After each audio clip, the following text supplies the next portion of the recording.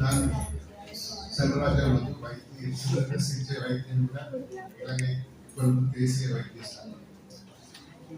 இன்று நாங்கள் சிறுநீரகத்தை எப்படி பாதுகாப்பது என்று பற்றி கலந்துரையாட வந்துள்ளோம். சிறுநீரக நோயானது நாட்பட்ட சிறுநீர் நோய், சடுதியான சிறுநீரக நோய்க்கு 2 வகை பிரிக்கப்படுகிறது. சடுதியான சிறுநீரக நோய் உள்ளூரை விட உடனடியாக நடந்திருந்தால் பூர்ணமாக குணமடைகிறது. அதில் ஒரு 10 வீத நாட்பட்ட நோயாக மாறலாம். எங்களுக்கு பிரச்சனை தருவது என்றால் நாட்பட்ட சிறுநீரக நோய். நாட்பட்ட சிறுநீரக நோய் என்பது குணப்படுத்த முடியாது, ஆனால் அதை பாதுகாத்துக் கொள்ளலாம். அதன் தொழிற்பாடு இழப்பதை குறைத்துக் கொள்ளலாம். அப்ப நாட்பட்ட சிறுநீரக நோயானது பெரும்பாலும் சர்க்கரை வியாதி 40% சர்க்கரை வியாதியாக தான் வருகிறது.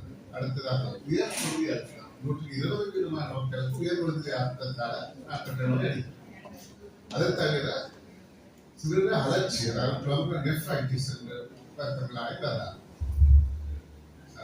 பிறகு கற்கள், சிறிது கற்கள் இருப்பது, சில பாதையில் அடைப்புகள் இருப்பதால் சிறுநீரக நோய், நாட்பட்ட நோய் இருக்கலாம். சில சிறுநீரக நோய்கள் தலைமுறையாக வருகிறது, அதுவும் வரும். அதை தவிர இந்த நாட்டில் சில பகுதிகள் வடபகுதியில் சில பகுதிகள், இவன் முல்லைத்தீவுல சில பகுதிகளில் CKDU காரணம் அறியப்படாத நாட்பட்ட சிறுநீரக நோய்கள் இருக்கின்றன. இந்த நோய்கள் வராமல் எப்படி பாதுகாப்பது, வந்தால் என்ன செய்வது, சிறுநீரகம் முற்றாக தொழிற்பட முடியாமல் போய்விட்டால் என்ன செய்வது பார்ப்போம். முதலாவது சிறுநீரக நோயானது 180% 90% படுதாகம் வரை எங்களுக்கு உடலில் குணத்துளிகள் தெரிகிறது. அதான் ஒரு பிரச்சனை. முதலே தெரிஞ்சுட்டா நாங்கள் முதலே கண்டுபிடித்து நாங்கள் எடுக்கலாம். இப்ப நாங்கள் இந்த சிறுநீரக நோய் வரக்கூடிய சந்தர்ப்பம் உள்ளவர்கள் இதை வர முதல் அறிந்து கொள்ளலாம். வெறும் மருத்துவ டெஸ்ட் செய்து ஒன்று கிரியேட்டினின், மற்றது urine albumin to creatine ratio, இரத்த சிறுநீரக டெஸ்ட் செய்து இதை அறிந்து கொள்ளலாம். குணக்குறை வர முதலே அறிந்து கொள்ளலாம். இப்ப என்ன பிரச்சனைன்னா 100% இருக்கிற கிட்னி நாங்கள் 75% ஃபங்க்ஷனல் கிட்னியை கண்டுபிடிச்சிட்டா அந்த கிட்னியோட 15-20 வருடங்கள் பாதுகாக்கலாம், முற்றாக செயல்படுத்தாமல். அதே கிட்னியை 100% 25% நாங்கள் கண்டுபிடித்தா இன்னும் 5-6 வருடங்கள் தான் எங்களுக்கு வாழ்நாளை கூட்டலாம். இப்ப இது மிக முக்கியம். எவ்வளவு வெள்ளன சிறுநீரக கண்டுபிடிக்கிறோம். அதுக்கு இலகுவாக இரத்த சோதனையை, சிறுநீரக சோதனையை நாங்கள் கண்டுபிடித்து சிறுநீரக நோய் வராமல் தவிர்ப்பதற்கு நாங்கள் சர்க்கரை வியாதியை, உயர் கொள்கை அழுத்தத்தையும் சரியாக கண்ட்ரோல் பண்ணணும், பாதுகாக்கணும். நம்ம சாப்பாட்டுல சர்க்கரையை சீனியை பயன்படுத்தணும். உப்பை குறைக்கணும். உப்பை குறைக்கிறது மிக முக்கியம். அது உயர் கொள்கை அழுத்தத்துக்கும் நல்லா, இதயத்துக்கும் நல்லா, சிறுநீரகத்துக்கும் நல்லா. ஒரு நாளுக்கு 5 கிராம் உப்பு அல்லது 2 கிராம் சோடியம் நாங்கள் சாப்பிடக்கூடாது. 2 கிராம்ங்கிறது ஒரு டீஸ்பூன் நல்லது. அதன் மேலே சாப்பிடணும். உங்களை சாப்பாடுல ஏற்கனவே உப்பு இருக்கும், மேலதிகமான பொருட்களை இன்னும் குறைக்கலாம். சாதாரண 3 ஒன்றாக குறைத்தால் நல்லது. அடுத்தது உடற்பயிற்சி. ஒரு கிழமைக்கு 150 நிமிடங்கள், 2.5 மணி நேரம் உடற்பயிற்சி செய்யணும். அல்லது 1 விட்டு 1 நாள் ஒரு 3/4 மணி நேரம் உடற்பயிற்சி செய்யணும். அடுத்ததாக நீர் ஆகாரம். ஒரு 3-4 பொழுது நீர் அருந்த வேணும். மொத்த திரவம் ஒரு 2.5-3 லிட்டர் அருந்த வேணும். இது உங்களோட ஹைடெக் பண்ணி சிறுநீரகத்தை பாதுகாப்பு உதவி செய்யும். அதே போல் குடும்பத்தில் சிறுநீரக நோய் இல்லாத முதலே உங்கள் வயிற்று சத்துணவை டெஸ்ட் பண்ணி கொள்ளணும். அதே போல 60 வயதுக்கு மேற்பட்டவர்களுக்கும் சிறுநீரக பிரச்சனை வரக்கு சந்தர்ப்பங்கள் அதிகமாக உள்ளது. உடற்கருமன் BMI என்பது 30 இருக்கக்கூடிய 25 இருக்கக்கூடிய நாங்கள் கிட்னிய சிறுநீரகத்தை கொண்டு சிறுநீரக நோய் வராமல் பாதுகாக்கணும். முதலாவது இது வந்து நீங்கள் சிறுநீர் சர்க்கரை உணவு காரணத்தோடும் உப்பை குறைக்கணும், உடற்பயிற்சி செய்யணும், நீராகாரம் நடத்தணும். ரெண்டாவது வந்தால் என்ன செய்வது? வந்தால் முதலாவது இந்த காரணமான நோயை கட்டுப்படுத்த முதல் புரட்சி சர்க்கரை வியாதி அதுக்குரிய மருந்துகள் ஒன்றாக இருக்கிறது. கல் இருந்தால் கல்லை அகற்றுவது. அதே போல சில மருந்துகளும் கூட கிட்னியை பாதுகாக்கலாம். விலை நிவாரணிகள் இன்டிசைடிஸ் சொல்றது டைக்ளோஃபெனைல், ப்ரூஃபன், அந்த மருந்துகள் வைத்திய அறிவுறுத்தலிருந்து நீங்கள் எடுக்கிறார். எடுத்தால் அது தொடர்ந்து எடுத்தால் கிட்னியை பாதிக்கலாம். அதே போல புரோட்டான் பம்ப் இன்ஹிபிட்டர்ஸ் மிக்ரோசோல் கண்டது அதெல்லாம் தொடர்ந்து எடுக்கக்கூடாது. எடுத்தால் உங்கள் கிட்னியை பாதிக்கும். அதுதான் அவங்களே செய்யும். இது வைத்திய அறிவுரையின் படி மட்டுமே எடுக்கணும். பேராசிட்டமால் வந்து ஒரு அளவோடு எடுத்தால் கிட்னிக்கு பிரச்சனை இல்லை. நீங்கள் கொஞ்சமாக அறிவுரைப்படி எடுக்கலாம்.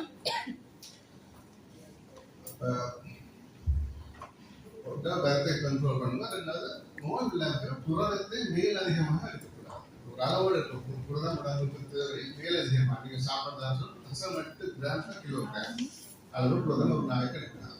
ரெட் மீட் குறைத்துக்கூடாது. அதிக அளவு புரதம் இருக்கிறாங்க குறைத்துக்கூட சொல்லணும். அதே போல உப்பை குறைக்கணும்.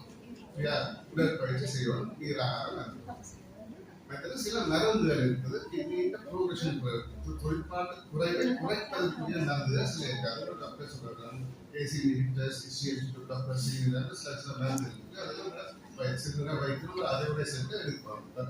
ஒரு 2 மாசமும் 3 மாசத்துக்கு ஒருக்கா வைத்தியரை தொடர்ந்து மருந்துகள் எடுத்து கூட கண்ட்ரோல்ல எல்லாம் இருக்கிறாரு செக் பண்ணி பண்ணுவோம்.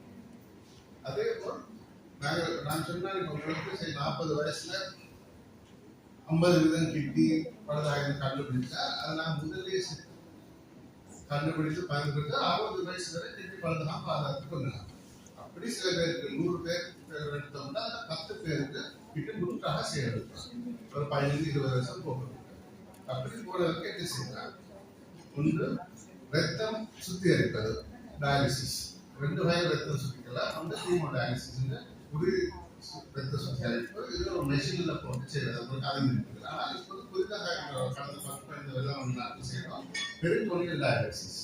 அதாவது வயிற்றில் ஒரு தீர்வு போட்டு அதுக்குள்ள திரவத்தை எடுத்து அதில் அந்த திரவம் அழுக்குள்ள எடுத்துக்கொண்டு வெளியில் அது இலகுவானது.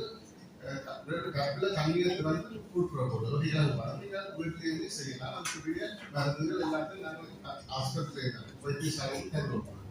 அது அது அது வெகு இலகுவானது. அதை நாங்கள் செய்யலாம். வீட்டிலேயே செய்யலாம். அந்த பல இடங்களில் அதிகரிப்பு கொண்டு வர சில நாடுகளில் பாலிசி. அதாவது எல்லா பேஷண்ட் முதலாவது பெருக்கிற டயாலிசிஸ் வயிற்று குளிக்கு நீர் சுத்திகரிப்பு செய்து கொடுத்தா மற்றது போடுறோம். அதில் மேலும் செய்யலாம். இப்போ சிறுநீரம் முற்றாக தொழிற்கட்டணங்களுடைய பயப்பட தேவையில்லை. பல பேர் பயத்தால டயாலிசிஸ் போகாமல் இருக்கிறோம். அதை தடுத்து கொள்ளணும். முதலே வந்தால் அதற்குரிய ஏற்பாடுகள் செய்திருக்கிறோம். ஸோ டயாலிசிஸ் பண்ணுறது டிரான்ஸ்பிளான்டேஷன். இப்போ டயாலிசிஸ் செய்து கொண்டிருக்கீங்களோ செய்யும் போதையோ நாங்கள் கிட்னி அறுவை மாற்று சிகிச்சைக்கு போகலாம்.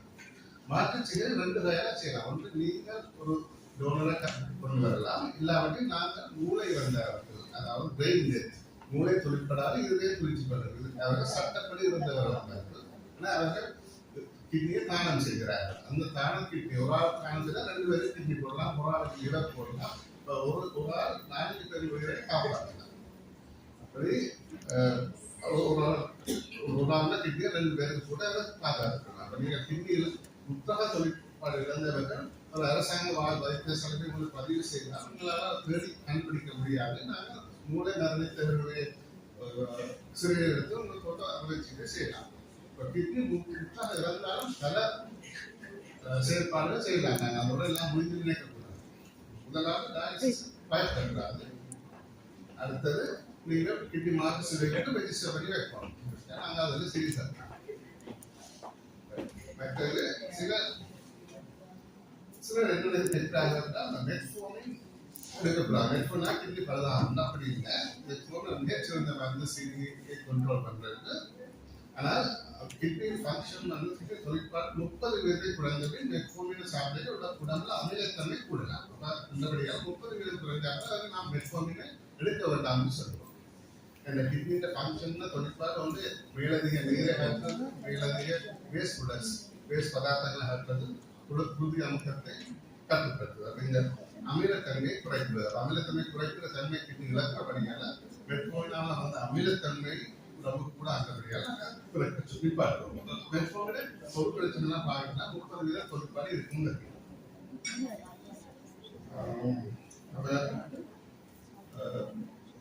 இப்ப நாங்கள் பார்த்தோம் முதலாவது ஏன் வருகிறது வந்த அப்படி வராமல் அப்படி பாதுகாக்கிறது வந்தது என்ன செய்யறது ஏர்லியா கண்டுபிடிக்கிறாங்க. நாங்கள் அதை 2 டெஸ்ட் செய்து கொள்ளலாம். வந்த அப்புறம் மருந்தில் எடுத்து பாதுகாத்துக் கொள்ளலாம். அப்படி இழந்தாலும் உறுதி சுத்திகரித்தோ டிரான்ஸ்பிளான்ட் பண்ணியோ மனிதரை பாதுகாத்துக் கொள்ளலாம்.